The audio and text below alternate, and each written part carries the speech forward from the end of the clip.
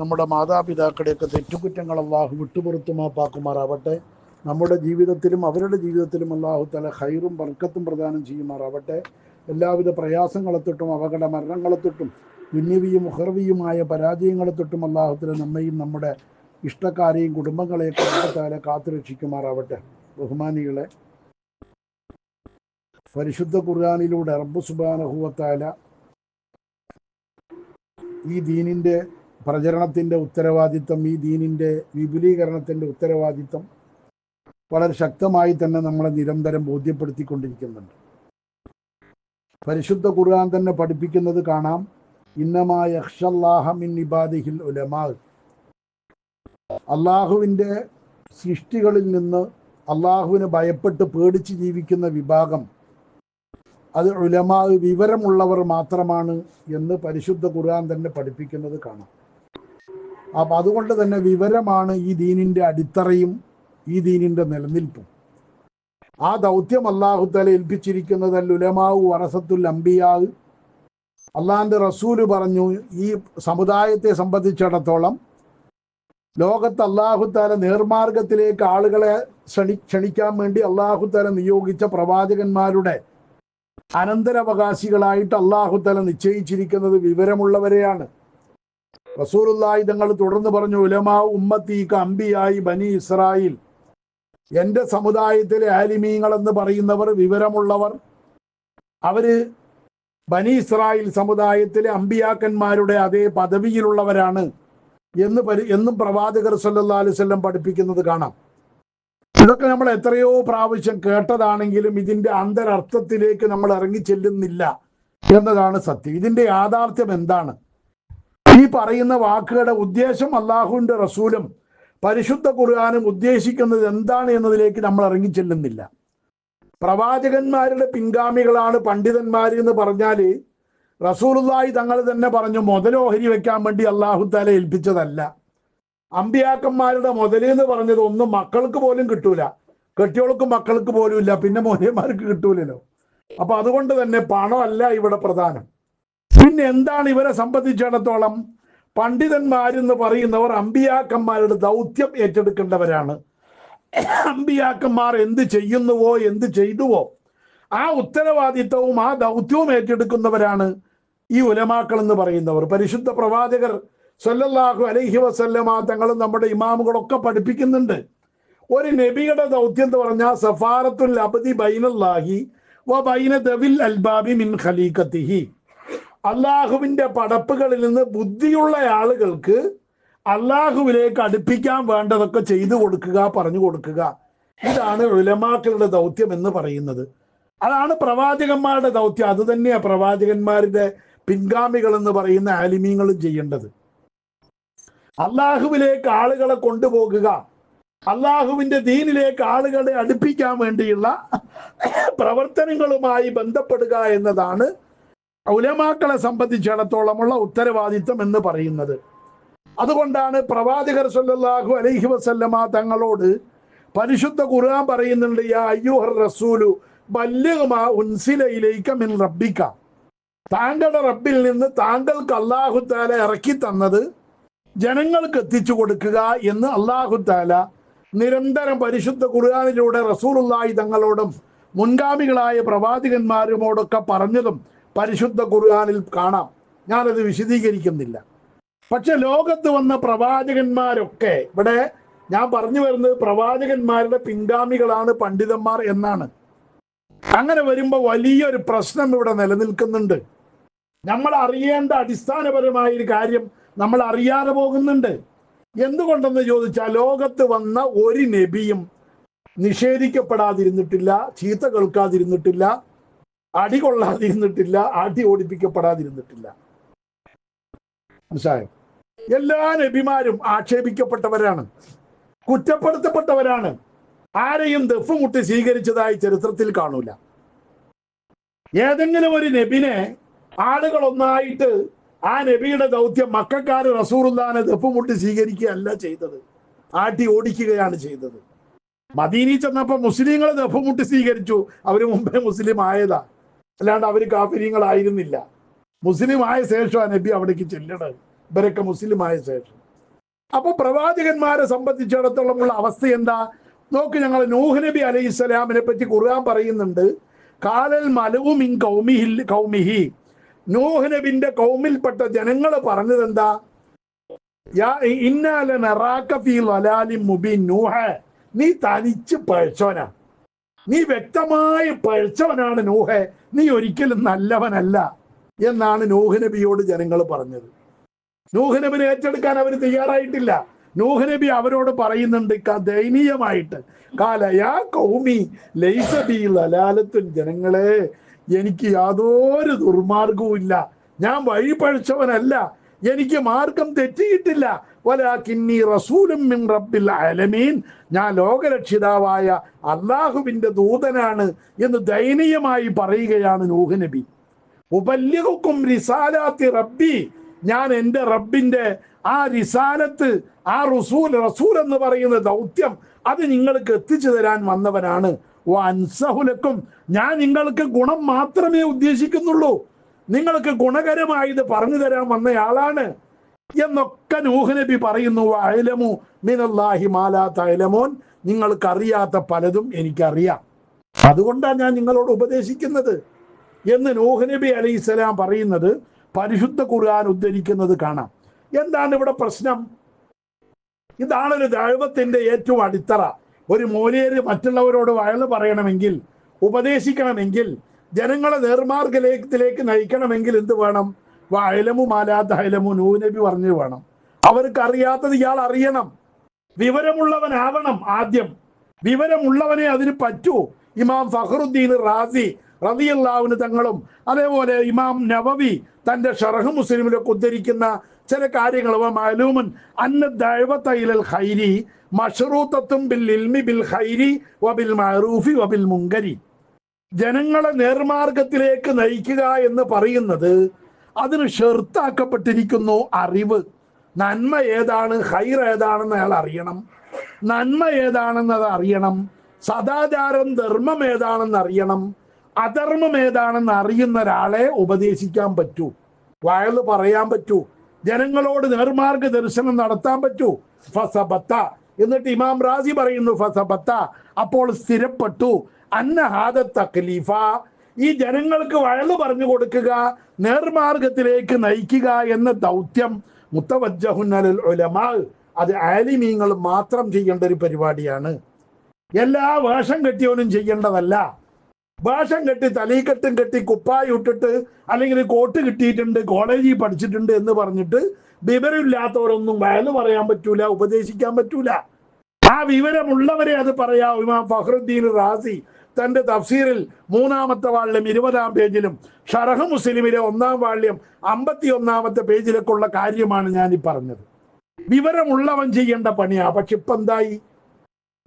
വിവരമില്ലാന്ന് പോലും വിവരമില്ലാത്തവനാണ് സമുദായത്തെ നിയന്ത്രിക്കുന്നതും ഉപദേശിക്കുന്നതും ജനങ്ങളോട് വയല് പറഞ്ഞു കൊടുക്കുന്നതൊക്കെ അവരാണ്. അത്രമാത്രം നമ്മൾ അതപ്പതിച്ചു പോയി. പ്രവാചകന്റെ പിൻഗാമികളെന്ന് പറയേണ്ട പണ്ഡിതന്മാർ വിവരമില്ലായ്മയാണ് അവരുടെ ഏറ്റവും വലിയ ശ്രേഷ്ഠത എന്നിടത്തേക്ക് കാര്യങ്ങൾ പോവുകയാണ്.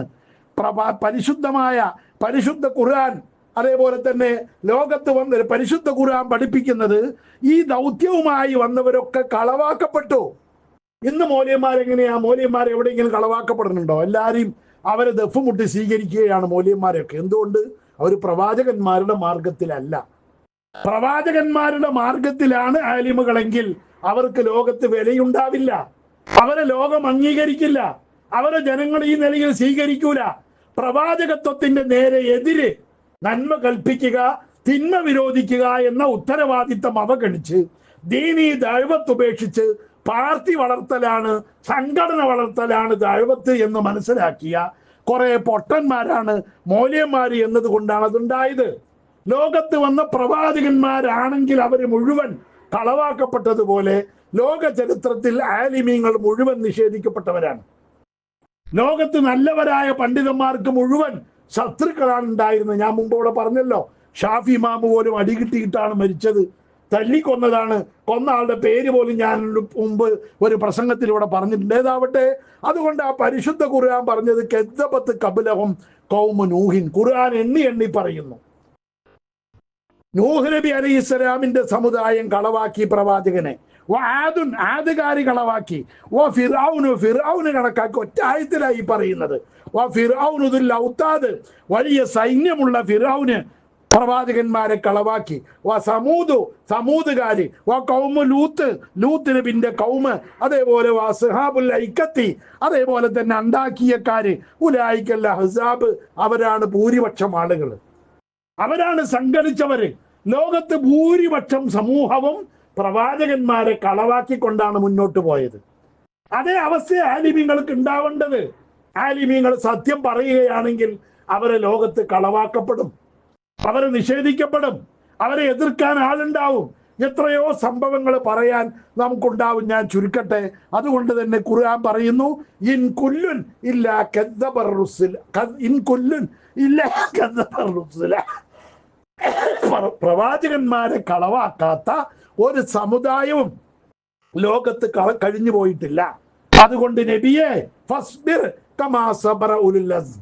ഖുർആൻ പറയാ, ആ ഉലുൽ അസ്മുകളായ പ്രവാചകന്മാര്, മുർസലുകള് സഹിച്ചതുപോലെ സഹിക്കുക നബിയെ. കളവാക്കുമ്പോ, നിഷേധിക്കുമ്പോ, നിങ്ങളെ കുറ്റപ്പെടുത്തുമ്പോ നിങ്ങളത് സഹിക്കണം നബിയെ. ആ പ്രവാചകൻ മുർസലുകള് കളവാക്കപ്പെട്ടപ്പോൾ ഉലുൽ അസ്മ് സഹിച്ചതുപോലെ വലാ തസ്തഅ്ജിൽഹും, അവരെ പെട്ടെന്നൊന്നും നന്നാക്കി കിട്ടാന്ന് വിചാരിച്ചിട്ട് മെനക്കെടേണ്ട നബിയെ. പെട്ടെന്നൊന്നും ആവൂല, ഇവര് നന്നാവൂല. റസൂലുള്ളാഹി തങ്ങളോടാ ഖുർആൻ ഈ പറയുന്നത്. നമ്മൾ എത്ര വയല് പറഞ്ഞാലും, എത്ര കാര്യം ബോധ്യപ്പെടുത്തിയാലും. ഇപ്പൊ അടുത്തൊരാളോട് ഞാൻ ഈ സ്പീക്കറിനെ പറ്റി പറഞ്ഞപ്പോ, സ്പീക്കർ ഇല്ലാത്ത കൊത്തുബ ശരിയാകുമെന്ന കാര്യത്തിൽ നിങ്ങൾക്ക് വല്ല തർക്കമുണ്ടോ ചോദിച്ചു അയാളോട്. അതിലൊരു സംശയമില്ല, ഉറപ്പന്നെയാണ്. ഞാനൊക്കെ ചെറുപ്പത്തിൽ അങ്ങനത്തെ ഒരുപാട് നിൽക്കരിച്ചിട്ടുണ്ടല്ലോ, അത് ഉറപ്പന്നല്ലേ. അപ്പൊ സ്പീക്കറിലൂടെ ഓതിയാ ശരിയാകൂല എന്ന് വലിയ വലിയ പണ്ഡിതന്മാർ ഒരുപാട് ആൾക്കാർ പറഞ്ഞപ്പോ അതിൽ സംശയം വന്നില്ലേ? വന്നു. അപ്പൊ നബി പറഞ്ഞത് ദഅ്മാ യരീബുക്ക ഇലാ മാലാ യരീബുക്ക, സംശയം ഉള്ളത് വിട്ടിട്ട് സംശയം ഇല്ലാത്ത പിടിക്കണം എന്നല്ലേ നബി പറഞ്ഞത്. അപ്പൊ സ്പീക്കർ ഇല്ലാത്ത ജുമയക്കല്ലേ നിങ്ങൾ പോണ്ടത് എന്ന് ചോദിച്ചപ്പോ, അങ്ങനെ പറഞ്ഞപ്പോ എങ്ങനെയാ ശരിയാകുക? നോക്കണം. കാര്യം ബോധ്യപ്പെട്ടു. ഇത്രയേ ഉള്ളതിൽ, എല്ലാത്തിലും ഒന്നും പറയാനൊന്നുമില്ല. ഇത്രയേ ഉള്ളതില് ഒരു കാര്യത്തിൽ സംശയം വന്നാൽ റസൂൽ നമ്മളോട് പറഞ്ഞെന്താ? ദഅ്മാ യരീബുക്ക ഇലാ മാലാ യരീബുക്ക. ചെറുകരയിലെ കുന്താത്ത എന്ന് പറഞ്ഞൊരു താത്തണ്ട്, നല്ല സൗന്ദര്യമുള്ളൊരു താത്ത. ഇപ്പൊ തള്ളയാണ്. അതിനെ വീരാക്ക എന്ന് പറഞ്ഞ് ചെറുത്തോട് വീരാക്ക കല്യാണം കഴിച്ചു. രണ്ടും വലിയ തറവാട്ടുകാരാ. കല്യാണം കഴിച്ചിട്ട് പിറ്റേന്ന് രാവിലെ ഈ പുതിയാപ്പള വീരാക്കാന്റെ ഉമ്മ കാല് നീട്ടിയിരുന്ന് വെറ്റില മുറുക്കണ കൂട്ടത്തിൽ അടുത്ത വീട്ടിലെ തള്ള അവിടെ വന്നപ്പോ അതിനോട് പറഞ്ഞു, എടിയേ കാലം പോണൊരു കാലം നോക്ക്, ഞാൻ എത്ര പ്രാവശ്യം മുല കൊടുത്ത് വളർത്തിയതാ കുന്തൂനെ, ആ കുന്തൂന്റെയും കല്യാണം കഴിഞ്ഞു പറഞ്ഞു. ആരാ? മരുമകളെ ഈ പറയുന്നത്, മകന്റെ കെട്ടിയോളെ ഈ പറഞ്ഞു, ഞാൻ മുല കൊടുത്ത് വളർത്തിയതാണ്. അപ്പൊ ഇത് കേട്ട ഒരു തള്ളക്ക് ഇതറിയാം. ഈ തള്ളക്ക് ആ മസേല അറിയില്ല. കേട്ട തള്ളക്ക് മനസ്സിലായി, എന്താണ് ഈ ഇപ്പൊ പറഞ്ഞു ചോദിച്ചു. ആടി, ഞാൻ മുല കൊടുത്ത് വളർത്തിയാണ് അവളെ, അവളുടെ ഉമ്മ ഒരുപാട് കാലം ആശുപത്രിയിലായിരുന്നു എന്ന് പറഞ്ഞു. ആര്? ഈ തള്ള. അപ്പൊ ഈ കേട്ട തള്ള അപ്പൊ തന്നെ ഈ കുന്തുവിന്റെ വാപ്പ കൊമ്പങ്കാതിലാക്കാനത്ത് എന്ന് പറഞ്ഞു, ഇങ്ങനെ കുന്തുവിനെ പറ്റി തള്ള പറയണു, അമ്മായിമ്മ പറയണമെന്ന്. കൊമ്പങ്കാതിലാക്ക നേരെ പള്ളിയിൽ ചെന്ന് ഉസ്താദിനോട് പറഞ്ഞു.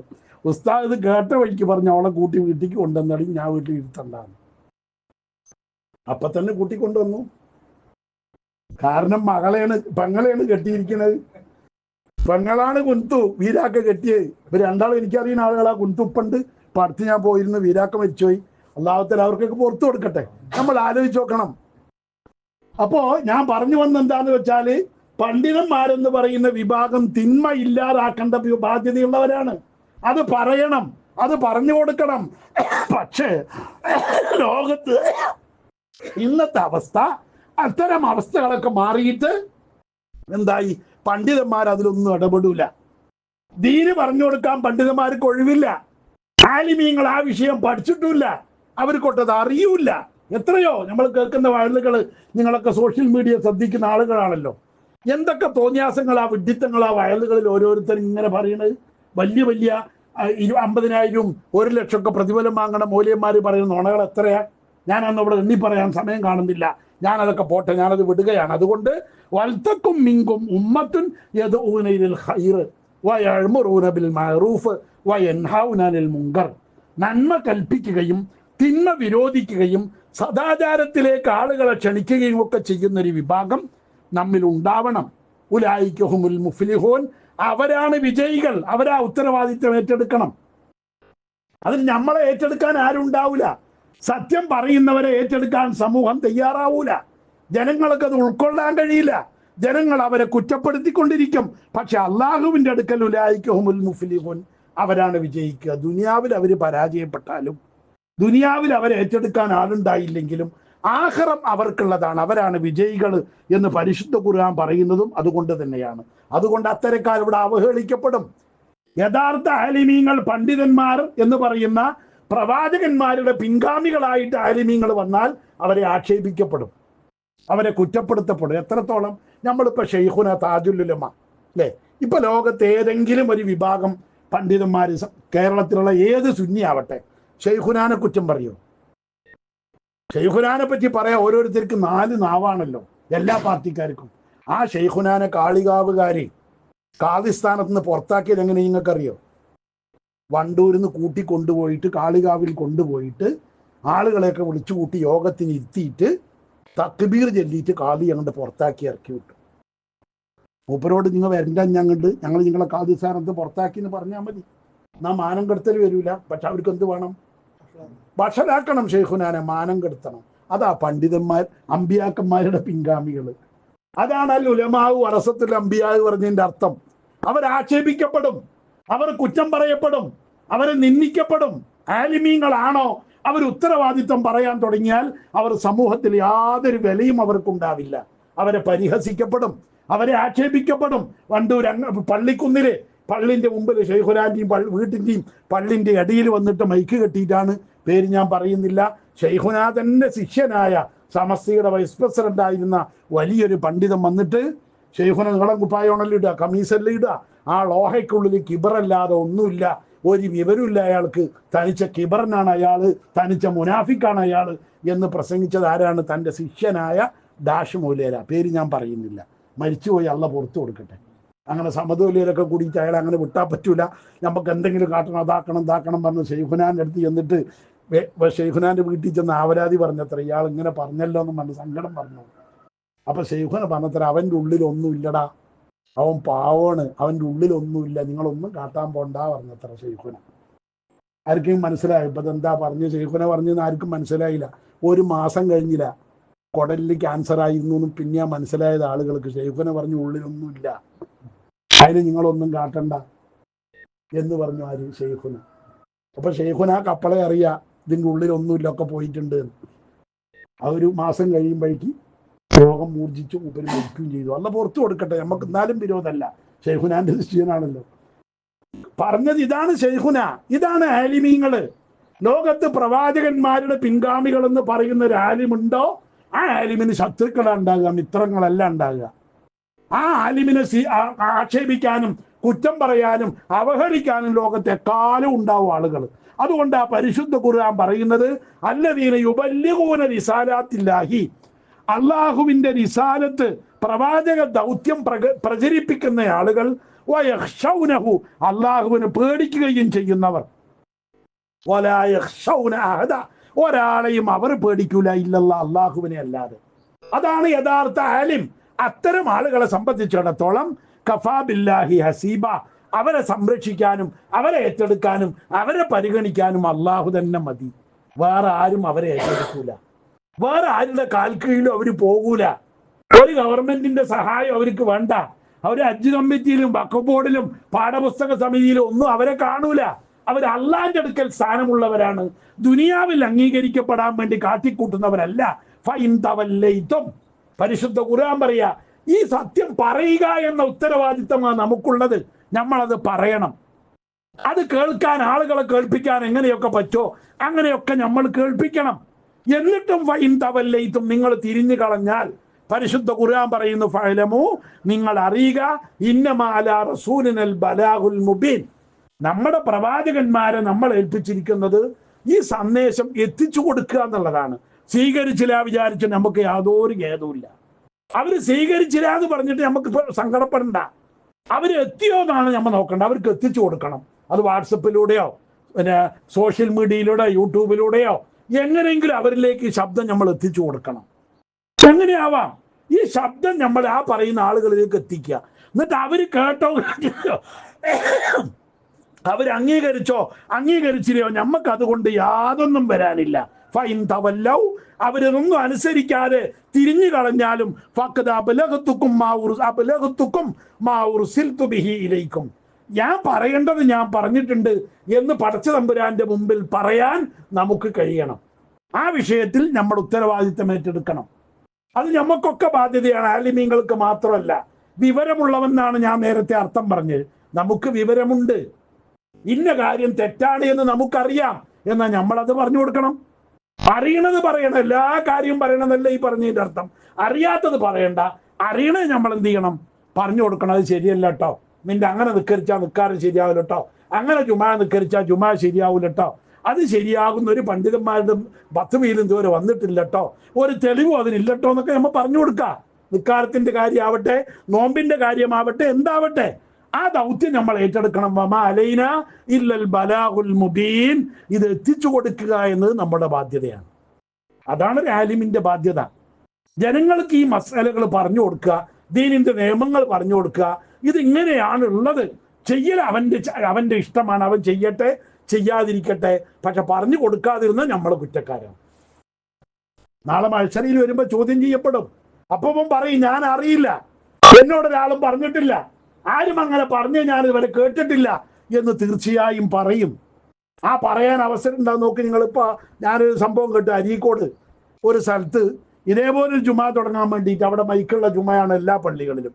അപ്പോൾ മൈക്കില്ലാത്തൊരു ജുമാ തുടങ്ങാൻ വേണ്ടി ചെറിയൊരു സ്ഥലമൊക്കെ സംഘടിപ്പിച്ചിട്ട് അവിടെ കുറേ വഹബികൾ കുറേ മൗലവിമാരും കൂടി ജുമാ തുടങ്ങാൻ തീരുമാനിച്ചപ്പോൾ മഹല്ല് കമ്മിറ്റി ശക്തമായി ഇടപെട്ട് പോലീസിനെ അടക്കം ഇടപെടുത്തിയിട്ട് അത് തടഞ്ഞു. പറ്റൂല, മൈക്കില്ലാത്ത ജുമാ അവിടെ നടക്കാൻ പറ്റൂല. അപ്പോൾ മൈക്കിൽ ജുമാ നടത്തൽ വാജിബാണ്, മൈക്കില്ലാത്ത ജുമാ നടത്തൽ ഹറാമാണ് എന്നാണ് ഇപ്പോഴത്തെ ദീന്. നോക്കണം, നമ്മള് ഈ കൊടിയ ഹറാമാ ലോകത്ത് നടക്കണത്. പറയേണ്ട ദൗത്യം നമുക്കുണ്ട്. ചെയ്യൽ എങ്ങനെ ആയിക്കോട്ടെ, ആരെന്തോ ചെയ്യട്ടെ, അതിന്റെ പേരിൽ അല്ലാഹ് നമ്മളെ ശിക്ഷിക്കൂല. പക്ഷെ പറഞ്ഞില്ലാന്ന് വിചാരിച്ചാൽ നമ്മൾ ആ ദൗത്യം എത്തിക്കേണ്ടവിടത്ത് എത്തിച്ചില്ലെങ്കിൽ ഉള്ള സൗകര്യം ഉപയോഗിച്ചിട്ട് നമ്മൾ എത്തിക്കാൻ കഴിയുന്ന ഭാഗത്തേക്കൊക്കെ നമ്മൾ ആ ശബ്ദം എത്തിക്കണം. നമ്മുടെ ബാധ്യതയാണ്. വല്യുബല്ലിഹു ഷാഹിദുൽ ഗായിബ, അള്ളാഹുവിന്റെ പ്രവാചകർ പറഞ്ഞത് ഇവിടെ ഉള്ളവർ ഇല്ലാത്തവർക്ക് എത്തിച്ചു കൊടുക്കട്ടെ എന്നാണ് റസൂലുള്ള പറഞ്ഞത്. ഇനി ഒരു നബി വരാനില്ല, നമ്മുടെ ഉത്തരവാദിത്തമാണ് ഇവിടെ ഉള്ളവർ ഇല്ലാത്തവർക്ക് എത്തിച്ചു കൊടുക്കട്ടെ എന്നാ റസൂലുള്ളാഹി തങ്ങൾ പറഞ്ഞിരിക്കുന്നത്. അതുകൊണ്ട് ആ ദൗത്യം, ആ തബ്ലീഗ്, ഇത് എത്തിച്ചു കൊടുക്കുക എന്ന ഉത്തരവാദിത്തം നമുക്കുണ്ട്. നമ്മളത് ഏറ്റെടുക്കണം, നമ്മളത് നിർവഹിക്കണം. അതിന് എന്തൊക്കെ മാർഗം ഉപയോഗപ്പെടുത്താൻ കഴിയുമോ അതൊക്കെ. ഇപ്പൊ പഴയ കാലം പോലെയല്ലല്ലോ. ഇപ്പൊ നമുക്ക് സോഷ്യൽ മീഡിയകളിലൂടെ പലതും കണ്ടെത്താൻ കഴിയും, പലതും പ്രചരിപ്പിക്കാൻ കഴിയും. നല്ല കാര്യം, ജനങ്ങൾ അറിയേണ്ട കാര്യങ്ങളാണെങ്കിൽ അത് ഷെയർ ചെയ്തിട്ട് മറ്റുള്ളവരിലേക്ക്, നമുക്ക് ബന്ധപ്പെട്ടവരിലേക്ക് അയച്ചിട്ടെങ്കിലും നമ്മൾക്കതിൽ പങ്കെടുക്കാൻ കഴിയും. ആ നിലയിലൊക്കെ നമ്മൾക്കാകുന്ന വിധം സത്യം ആളുകളിലേക്ക് എത്തിക്കാൻ, ഈ സന്ദേശം പ്രചരിപ്പിക്കാൻ നമ്മൾ ഉത്തരവാദിത്തമുള്ളവരായി തീരണം, ബാധ്യത ഏറ്റെടുക്കണം. അള്ളാഹു വിജയിപ്പിക്കുമാറാവട്ടെ. എത്തിച്ചു കൊടുക്കാത്തതിൻ്റെ പേരിൽ ചോദ്യം ചെയ്യപ്പെടുന്ന പാപികളിൽ പെടുത്താതെ അള്ളാഹു നമ്മളെയൊക്കെ കാത്തുരക്ഷിക്കുമാറാവട്ടെ. റബ്ബനാ തഖബ്ബൽ മിന്നാ ഇന്നക അൻതസ് സമീഉൽ അലീം വഗ്ഫിർ ലനാ വലിവാലിദീനാ യാ ഗാഫിറൽ മുദ്നിബീൻ ആമീൻ ബിറഹ്മതിക യാ അർഹമർ റഹീമീൻ ബിഹഖി സല്ലല്ലാഹു അലാ മുഹമ്മദ് സല്ലല്ലാഹു അലൈഹി വസല്ലം സല്ലല്ലാഹു അലാ മുഹമ്മദ് സല്ലല്ലാഹു അലൈഹി വസല്ലം. അല്ലാഹുമ്മ സല്ലി അലാ മുഹമ്മദ് യാ റബ്ബി സല്ലി.